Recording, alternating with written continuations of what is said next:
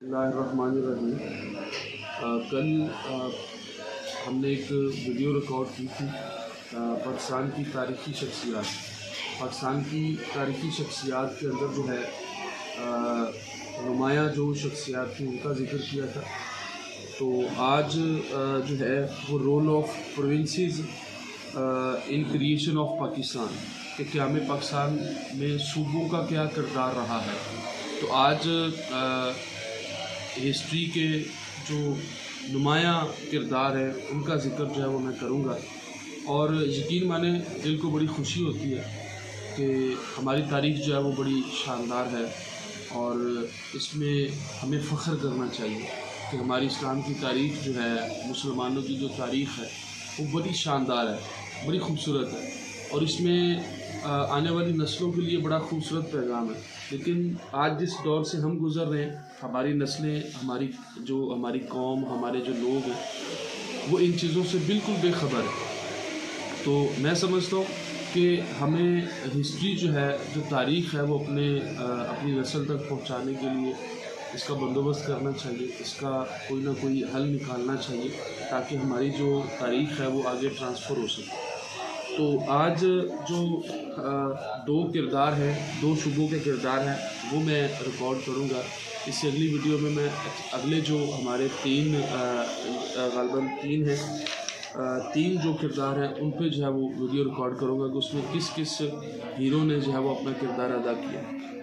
अब बरसगीर आज़ादी के वक़्त बरसगीर बरतानवी हुकूमत के मातहत था। बरसगीर के मुसलमान तवील जद्दोजहद के बाद जब पाकिस्तान उन्होंने हासिल किया और इसमें सबसे जो पहला है वो सिंध का रोल है, रोल ऑफ सिंध है। सिंध का किरदार क्या रहा है इस्लाम की हमारी जो मतलब कि सिंध की तारीख़ है उसमें ये भी है कि इसे बाबुल इस्लाम कहा जाता है कि ये ऐसा सूबा था कि यहाँ से इस्लाम जो है वो आगे फैलना शुरू हुआ।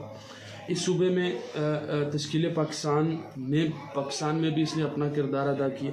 सूबा सिंध में मुसलमानों की अक्सरियत गो के कम थी, कम करने की कोशिश की गई, कम नहीं थी, कम करने की कोशिश की गई क्योंकि इसकी आबादी को या इसकी जो कुव्वत है इसको कमज़ोर करने का मकसद ये था कि इस सूबे को जो है वो बम्बई के साथ जोड़ लिया जाए और इसको उसके साथ जो है वो जोड़ के इसको अलग कर लिया जाए। लेकिन ऑल इंडिया मुस्लिम लीग जो है इसने सिंध जो है इन्होंने फिर मुतालबा किया कि 1935 के अंदर सिंध को बम्बई से अलग किया गया। फिर इसी तरह मुस्लिम लीग का इजलास जो है वो 1907 को हुआ जिसके अंदर बाकायदा जो है कराची के अंदर ये इजलास हुआ था। 1907 के अंदर मुस्लिम लीग का पहला इजलास था। इसके अंदर इस चीज़ का मतलब कि एक तकाजा किया गया था कि इसको अलग कर लिया जाए। तो सिंध पहला सूबा था जिसने मुस्लिम लीग ने अक्टूबर 1938 में एक करारदाद मंजूर की और मुस्लिम अक्सरियती सूबों में जो है वो इसको भी शामिल किया गया। और फिर वही जो करारदाद जो 1938 में पेश की गई उसको 1940 में भी पेश किया गया। उसी पैराए के अंदर वो सारी की सारी जो करारदाद थी वो भी बनाई गई। फिर करारदाद के बाद सिंध असम्बली में 1943 के अंदर जो पाकिस्तान के हक़ में करारदाद मंजूर कर ली गई। दूसरे मुस्लिम अक्सरियती सूबों ने बरतरी हासिल कर ली। ये भी सिंध का शरफ था कि क़याम पाकिस्तान के हक़ में इनकी वोटों की जो शरह थी वो 100% थी, यानी कि जो सिंध के लोग थे उन्होंने इस हक़ में वोट दिया था कि इनको अलग कर दिया जाए, इनका अलग जो है वो सूबा और पाकिस्तान की तारीख़ में भी इनका एक किरदार रहा।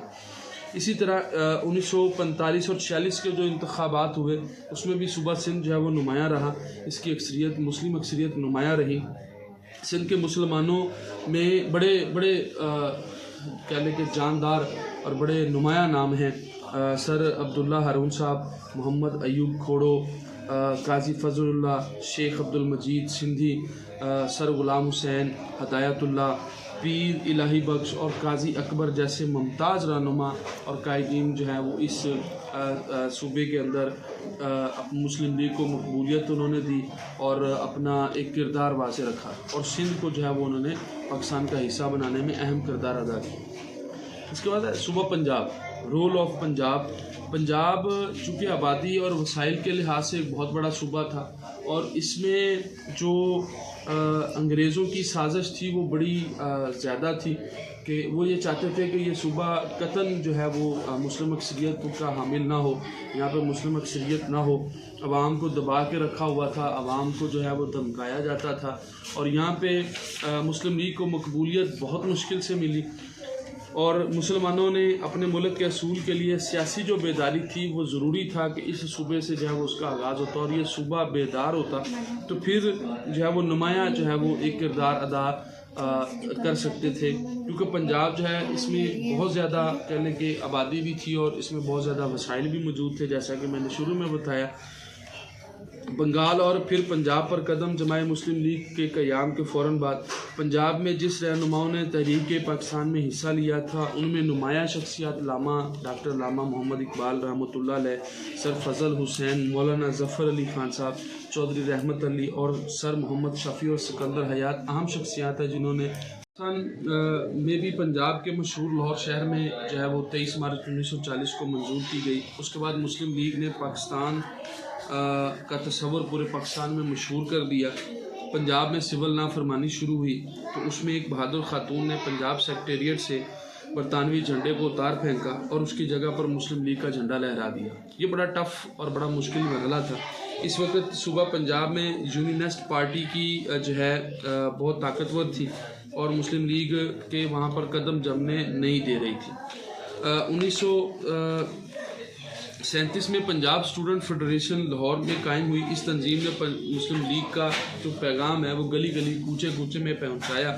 اس تحریک میں پنجاب خواتین نے بڑا اہم کردار ادا کیا اور انہوں نے بھرپور حصہ لیا، جس کا نتیجہ یہ ہوا کہ 1937 کے جو انتخابات تھے پنجاب میں اس میں صرف 2 نشستیں جیتنے والی جو مسلم لیگ تھی، بلکہ مطلب جیتی تھی 2 نشستیں، لیکن جب 1946 کا الیکشن آیا تو اس میں پنجاب اسمبلی میں تقریباً 90% جو ہے وہ سیٹیں جو ہے وہ مسلم لیگ نے ون کی تھی، اور یہ واضح تھا کہ پاکستان کو جو ہے وہ الگ کر لیا جائے گا، پاکستان الگ حاصل کر لیا جائے گا۔ تو یہ 2 کردار تھے، ایک پنجاب کا اور ایک صوبہ سندھ کا۔ باقی اس میں 3 کردار مزید موجود ہیں، وہ ہم نیکسٹ ویڈیو میں اس کو جو ہے وہ ریکارڈ کریں گے۔ تب تک کے لیے جو ہے وہ ہمیں اجازت دیجیے۔ السلام علیکم۔